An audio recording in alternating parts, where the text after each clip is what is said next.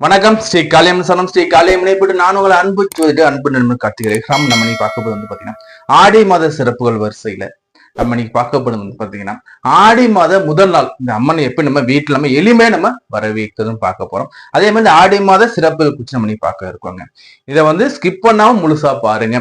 ஏன்னா இதுல சொல்லக்கூடிய ஒவ்வொரு விஷயமும் உங்களுக்கு பயனுள்ளதாக இருக்கும். அதே மாதிரி இந்த வீடியோ லிங்கை உங்க ஃப்ரெண்ட்ஸ்க்குலாம் ஷேர் பண்ணுங்க. அதற்கு முன்னாடி இப்ப நீங்க ஃபர்ஸ்ட் டைம் நம்ம சேனல் வீடியோ பார்த்துட்டு இருக்கீங்கன்னா நம்ம சேனல் சப்ஸ்கிரைப் பண்ணி வச்சுக்கோங்க. அதே மாதிரி வீடியோ பாக்குறோம் சார் நானும் சப்ஸ்கிரைப் பண்ணி இருந்தீங்கன்னா நம்ம சேனல் சப்ஸ்கிரைப் பண்ணி வச்சுக்கோங்க. உங்களுடைய மேலான ஆதரவை எனக்கு கொடுங்க. அதே மாதிரி வீடியோ லைக் பண்ணுங்க. இந்த லிங்கை உங்க ஃப்ரெண்ட்ஸ்குள்ள ஷேர் பண்ணி விடுங்க.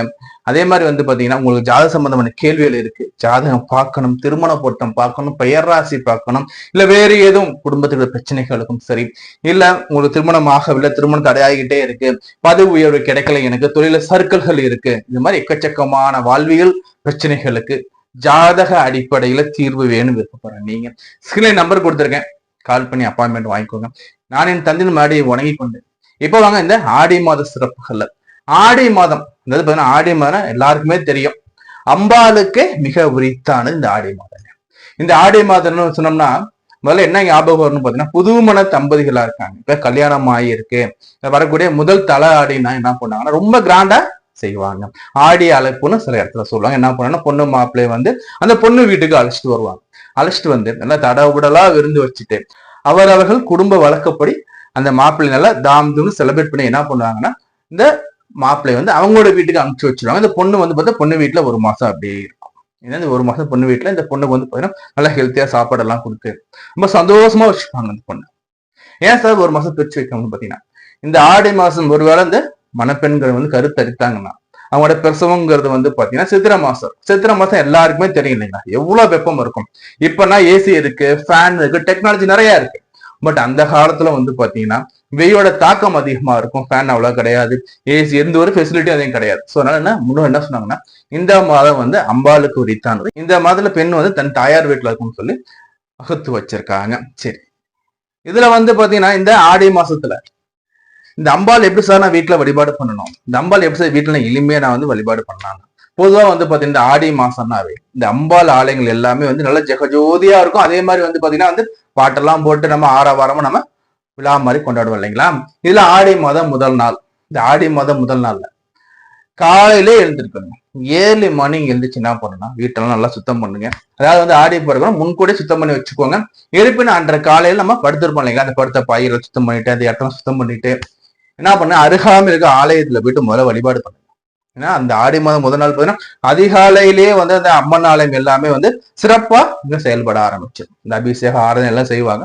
அந்த அபிஷேக ஆராதனை எல்லாம் நாங்க கலந்துக்கோங்க.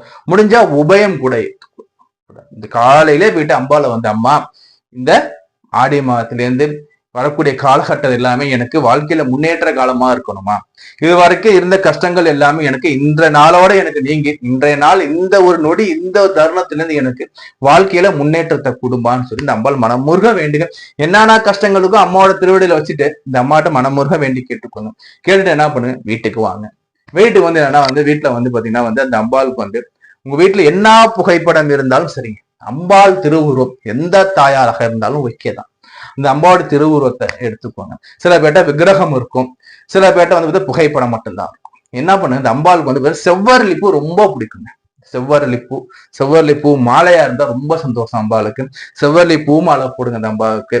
போட்டு இந்த அம்பாள் அப்படியே அலங்காரம் பண்ணிட்டு அலங்கார ரூபமா இந்த அம்பாலை மாத்துங்க. மாத்திட்டு என்ன பண்ணுங்க, அந்த அம்பாளுக்கு ஃபர்ஸ்ட் என்ன பண்ணணும்னா அலங்காரம்லாம் பண்ணிட்டு நம்ம வீட்டுல நம்மளோட காமாட்சி விளக்கோ அல்லது குத்து விளக்கோ என்ன இருக்கோ அம்பாள் அலங்காரம்லாம் பண்ணிட்டு அம்பாளுக்கு தீபம் ஏத்துங்க. தீபம் ஏத்தி என்ன பண்ணுங்க, அந்த அம்பாளுக்கு ஃபர்ஸ்ட் பால் காய்ச்சி வைங்க. பால் நல்லா சுத்தமான பாலா எடுத்துக்கோங்க, சுத்தமான பசும்பால் எடுத்துக்கோங்க. அன்று பிடிச்சு சுத்தமான தண்ணியா இருக்கணும், எச்சில் படாத அது சுத்தமான தண்ணியா எடுத்துக்கோங்க. சுத்த பார்த்தோமா அந்த அம்பாள் நல்லா பால் சுண்ட காய்ச்சிங்க. வசதி இருக்குன்னா அதுல பாதாம் பிஸ்தா அது மாதிரிலாம் சேர்த்துக்கோங்க.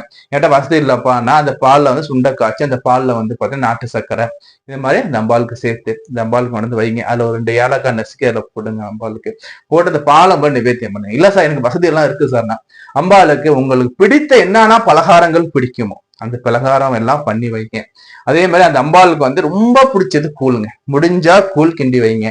அதே மாதிரி பார்த்தா நம்ம தில்லு மாவுன்னு சொல்லுவோம் நம்ம அந்த ஒரு அரிசி மாவு நம்ம செஞ்சு அதை வேப்பலை உருவி போட்டு நம்ம அந்த தெள்ளு மாவு கூட நீங்க பண்ணி வைக்கலாம். அதே மாதிரி வந்து பாருங்க அந்த பண்ணிய அந்த பலகாரத்தையும் அந்த காய்ச்சின கூலை 4 பேருக்கு தான தர்மம் பண்ணணும். காலையிலேயே அம்பால போய் ஆயுத வழிபாடு பண்ணிட்டு வந்து வீட்டுல கூட நம்ம அந்த அம்பால வந்து திருவுருவத்தை புகைப்படமா இருக்குன்னா நல்லா வந்து பூவால அலங்காரம் பண்ணிட்டு புரிதல் அந்த அம்பாளுக்கு வந்து பால் காய்ச்சி வைக்கிறோம். நம்ம சக்திக்கு ஏற்ப பலகாரங்கள் செஞ்சு வைக்கிறோம். இந்த பலகார வகையில அம்பாள் ரொம்ப பிடிச்சி வந்து பாத்தீங்கன்னா சக்கரை பொங்கல் ரொம்ப பிடிக்கும். புரியுதா? சோ அந்த சக்கரை பொங்கல் இனிப்பு வகையில அம்பாளுக்கு, அதே மாதிரி தில்லு மாவு, அதே மாதிரி கூழ் காய்ச்சி வைக்கிறது, இது எல்லாரும் நம்ம வச்சு அம்பாள் நிவேதியம் பண்ணு. தீப தூப ஆராதனை ரொம்ப ரொம்ப முக்கியம். ஒண்ணும் இல்லைங்க, சூடா சாம்பிராணி பத்தி இந்த ஆராதனை ரொம்ப ரொம்ப ரொம்ப முக்கியம். இது முடிச்ச பிறகு நீங்க எல்லாம் சாப்பிட்ட பிறகு தானம் தர்மம் கொடுங்க. இது வந்து அம்பால வீட்டை வழிபாடு பண்றோம். சார் என்கிட்ட அம்பாலோடைய விக்கிரகம் இருக்கு சார், என்கிட்ட வந்து பார்த்தா அம்பாள் சிலையை வச்சிருக்கேன், என்ன சொன்ன பண்ணலாம்னா அம்பாளுக்கு பால் காய்ச்சி வைக்கிறீங்க இல்லைங்க, அதற்கு முன்னாடியே அம்பாளுக்கு வந்து இந்த திருவுருவ சிலைக்கு வந்து என்ன பண்ணுங்கன்னா அபிஷேகம் பண்ணுங்க.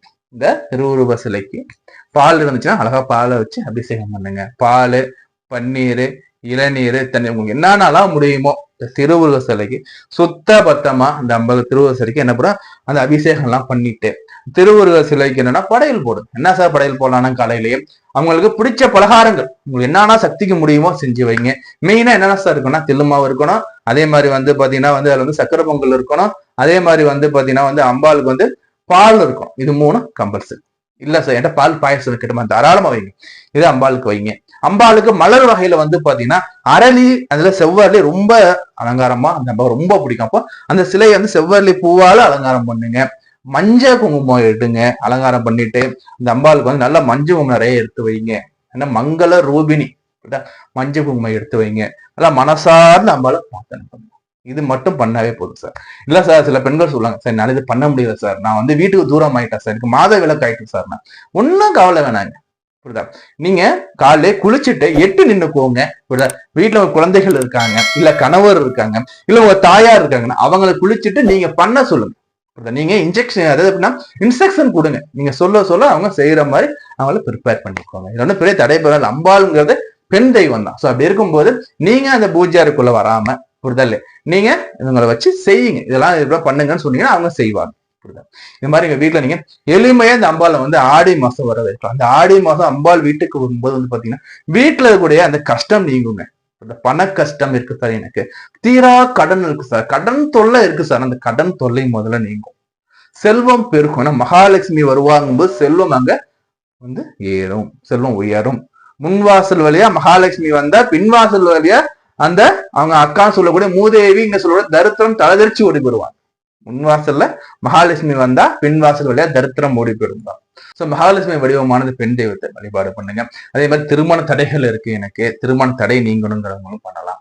அதே மாதிரி குடும்பத்துல வந்து பாத்தீங்கன்னா கஷ்ட நஷ்டமாவே இருக்கு சார், ஒற்றுமை இல்லை சார், கணவன் மனைவி பிரிஞ்சிருக்கும் சார் எனக்கு.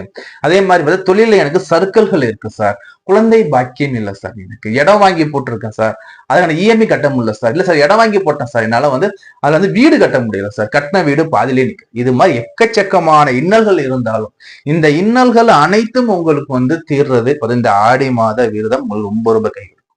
முதல்ல அம்பால வீட்டுக்கு கூப்பிடுங்க, அம்பால மனமாற வீட்டுக்கு கூப்பிடுங்க, அந்த அம்பால மனமாற கொண்டாடுங்க. புரியுதா? இந்த அம்பாள் வந்து பாக்குறது நீங்க வந்து பெரிய லெவல்ல வந்து அம்பாள் தடபுல செய்யணுங்கிறதெல்லாம் கிடையவே கிடையாது.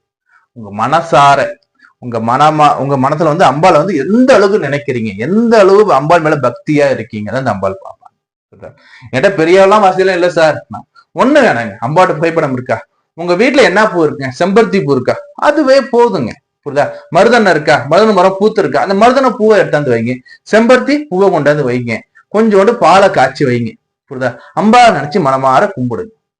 அம்பாளுடைய அந்த நாமங்கள் என்னன்னு தெரியுது, அம்பாவுடைய பாடல்கள் என்னன்னு தெரியுமா, அம்பாவோட சோசனம் என்னன்னு தெரியும், அந்த இடத்துல பாடுங்க. அம்பாள் நிச்சயமாக உங்க வீட்டுக்கு வருவாள்.